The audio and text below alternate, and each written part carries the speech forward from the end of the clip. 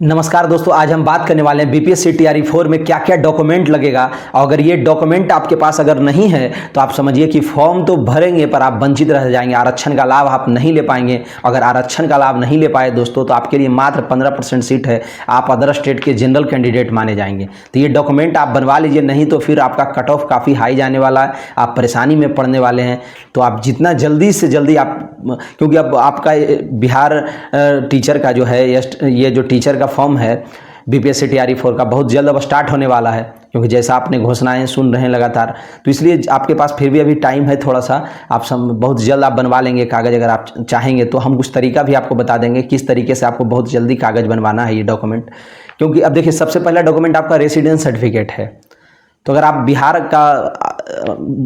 का अगर है निवासी तो आपको रेसिडेंस सर्टिफिकेट होना चाहिए। इसी को निवास प्रमाण पत्र बोला जाता है या डोमिसाइल बोला जाता है। इसके बिना अगर ये डॉक्यूमेंट आपका नहीं है तो फिर आप अदर स्टेट के माने जाएंगे। और अदर स्टेट के अगर माने जाते हैं तो समझिए आपके पास कितना सीट है, मात्र 15%। 15% में फिर कितनी परेशानी आपको होगी। तो आपको बहुत अफसोस होगा कि हम बिहार के रहते हुए हमारा कागज़ नहीं होने के कारण। अब ये क्यों बनवाना है, क्योंकि आप जब फॉर्म भरेंगे ना उसी समय इस डॉक्यूमेंट को अपलोड करना होता है। आप ये मत समझिए कि इसको बस वहाँ टिक लगाना है कि बिहार के हैं कि अदर स्टेट के हैं। टिक तो लगाना ही है और साथ में वहाँ अपलोड भी करना है। ये डॉक्यूमेंट आपका अपलोड भी होना चाहिए वहाँ पे, तो आपके पास रहेगा तभी तो आप अपलोड करेंगे। तो इसीलिए आपको अपलोड करना है। और अपलोड करने के साथ साथ वहाँ पे सर्टिफिकेट नंबर भी लिखने के लिए कहता है, क्योंकि आपका जो सर्टिफिकेट जनरेट होगा, जो बन करके आएगा फाइनल, जैसे आप अप्लाई किए पहले, उसके बाद आपको बन करके आता है, जो फाइनल बन करके आता है उसमें सर्टिफिकेट नंबर लिखा रहता है और इशू डेट भी लिखा रहता है कि कब ये सर्टिफिकेट बना है आपका। तो ये दोनों नंबर, सर्टिफिकेट नंबर और डेट कब बना है, ये दोनों उसी डॉक्यूमेंट पे लिखा रहता है। तो दोनों चीज़ आपको वहाँ लिखना भी होता है बीपीएससी टीआरई 4 का फॉर्म भरते समय, और ये लिखने के बाद आपको अपलोड भी करना है उसी का पीडीएफ बना करके। तो समझ रहे हैं मेरी बात को, सारा डॉक्यूमेंट को अपलोड करना है। तो रेसिडेंस एकदम जरूरी है दोस्तों। जो अदर स्टेट के हैं मान लिया जाए तो उनको भी कुछ डॉक्यूमेंट की ज़रूरत है, वो भी हम बताएंगे आगे।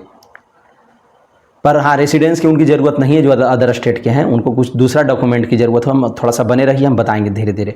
अब जैसे देखिए, एक तो पहला है रेसिडेंस जब पहले आप डालेंगे, उसके बाद आपको मौका मिलेगा आगे डालने के लिए।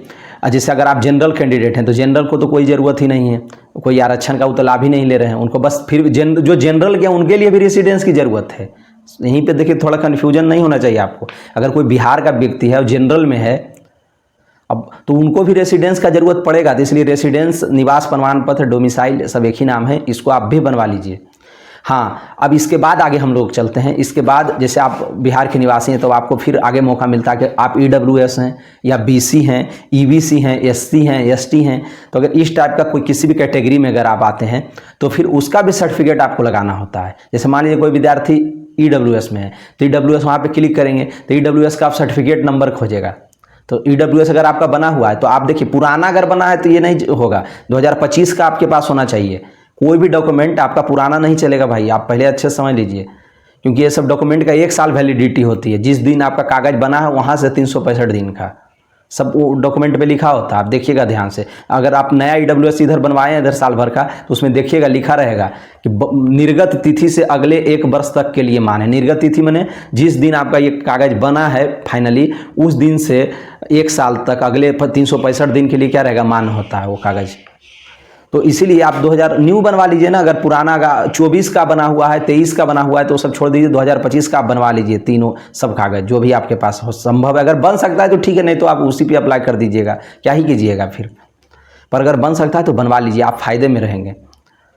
और नहीं तो फिर हो सकता है बाद में आपसे जब आप सवाल होने लगे डॉक्यूमेंट वेरिफिकेशन के समय, तो क्या आप कीजिएगा।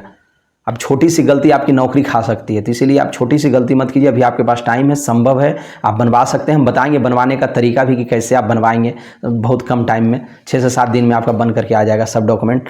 हम तरीका बताएंगे, थोड़ा सा पहले सुन लीजिए। तो ईडब्ल्यूएस तो हो गया दोस्तों। आपको ईडब्ल्यूएस बनवाएंगे तो उसका सर्टिफिकेट नंबर, इशू डेट और वो अपलोड भी करना होगा आपको डॉक्यूमेंट पीडीएफ बना करके। इसी तरह से ईबीसी, बीसी, जो भी ईबीसी, बीसी या ईडब्ल्यूएस बनवाने में क्या क्या डॉक्यूमेंट लगेगा, जाति, आय, निवास, ये तीनों रहेगा तभी आप ईडब्ल्यूएस के लिए अप्लाई कर पाएंगे। तो बहुत सारे लोग आपको कहेंगे कि ईडब्ल्यूएस वाले को जाति नहीं लगता है, पर जब आप फॉर्म भरेंगे ना तो उसी टाइम पूछेगा कि कौन से जाति में हैं आप। तो जो भी व्यक्ति जिस जाति में, वहाँ के लिए भी करना होता है ईडब्ल्यूएस वालों को।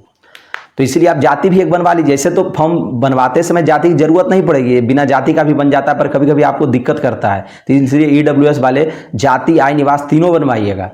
तीनों बनवाए, ये तीनों बनेगा तभी आप EWS के लिए अप्लाई कर पाएंगे। तो इस तरह से EWS आपका बन गया। उसके बाद NCL बनेगा। देखिए EBC और BC वालों के लिए NCL सर्टिफिकेट वहाँ पे मांगता है। NCL सर्टिफिकेट अपलोड भी करना होता है, उसका सर्टिफिकेट नंबर भी लिखना होता है और इशू डेट भी। तो ये सब आप समझते जाइएगा सब अच्छे से। फिर देखिए, तो NCL सर्टिफिकेट बनवाने के लिए भी क्या जरूरत है, जाति, आय, निवास तीनों चीज़ आपको रेडी रखना है, तो ये NCL आपका बनता है। तो अगर देखिए, तो आप प्रयास कीजिए NCL जितना जल्द से जल्द बनवा लीजिए। अगर आपके पास नहीं है तो अब मान लीजिए किसी का बहुत पुराना है तो अब नया 2025 का बनवा लीजिए।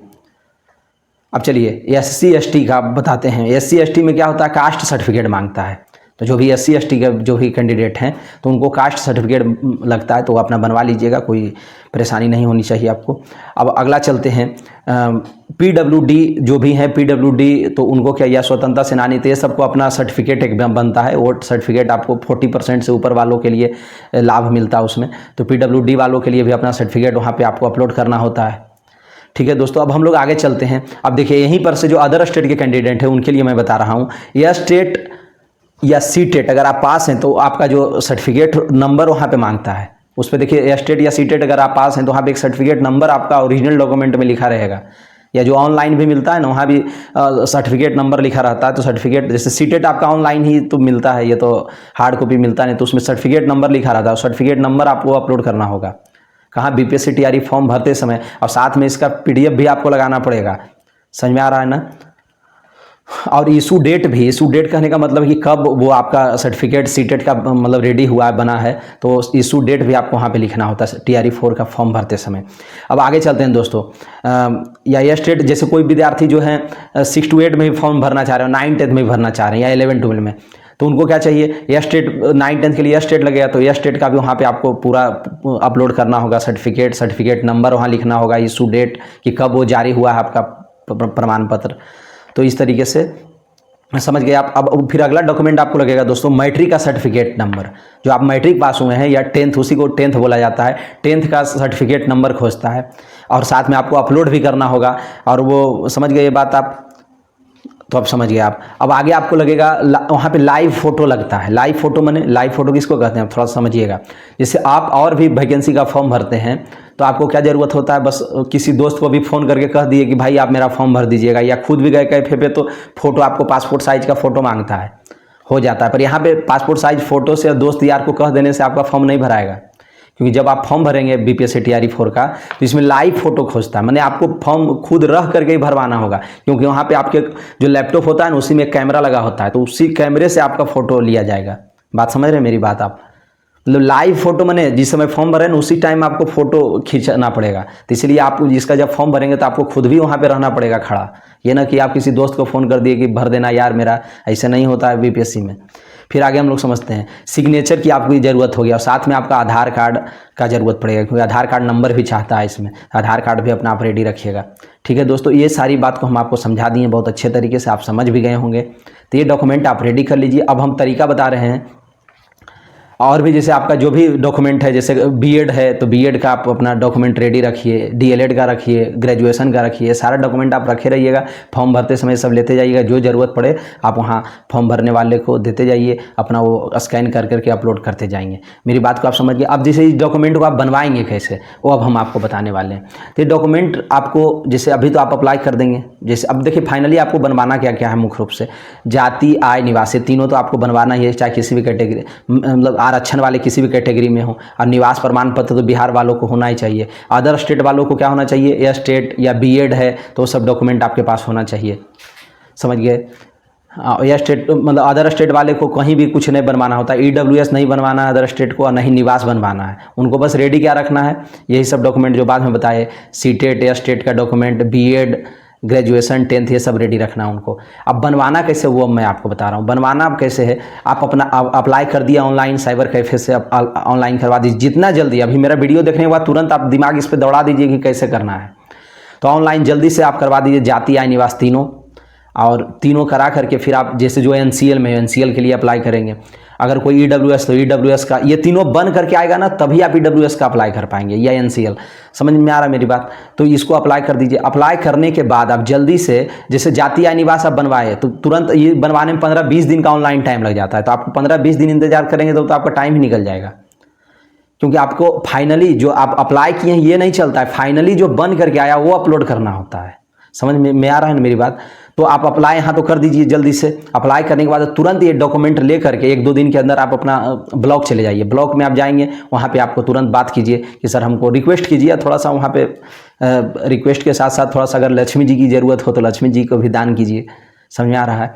तो थोड़ा सा यहाँ पे रिक्वेस्ट अगर करते हैं ना, वहाँ ब्लॉक में जा कर के जो भी वहाँ पे काउंटर पे क्लर्क लोग जो होते हैं उनसे आप रिक्वेस्ट करेंगे तो आपका कल्याण हो जाएगा। उनको आप कहिए कि हमें फॉर्म के लिए भरना है, तत्काल में तुरंत बन जाता है, मतलब 2-3 दिन के अंदर वो बना करके दे देंगे। और ये जैसे ही जाति आय निवासी सब बने तो आप तुरंत NCL के लिए या EWS के लिए तुरंत अप्लाई कर दीजिए। उसके लिए भी फिर ब्लॉक जाइए या ब्लॉक में तुरंत बात कीजिए कि हमें EWS तुरंत बनाना है सर, तो तुरंत आपके लिए वो कर देंगे। कोई ज़्यादा परेशानी नहीं होता है। मैं आपको बताया ना, तो आराम से थोड़ा सा रिक्वेस्ट करेंगे विनम्र भाव से तो आपका काम 1 सप्ताह से 10 दिन, मैक्सिमम टाइम 10 दिन लगेगा, 7 से 10 दिन में एकदम आपका सब रेडी हो जाएगा। EWS NCL जो भी आपका सर्टिफिकेट है सब रेडी हो जाएगा। परेशानी नहीं आपको लेना है। दोस्तों मेरा वीडियो अगर अच्छा लगा हो तो वीडियो को लाइक कीजिए, चैनल को सब्सक्राइब कीजिए।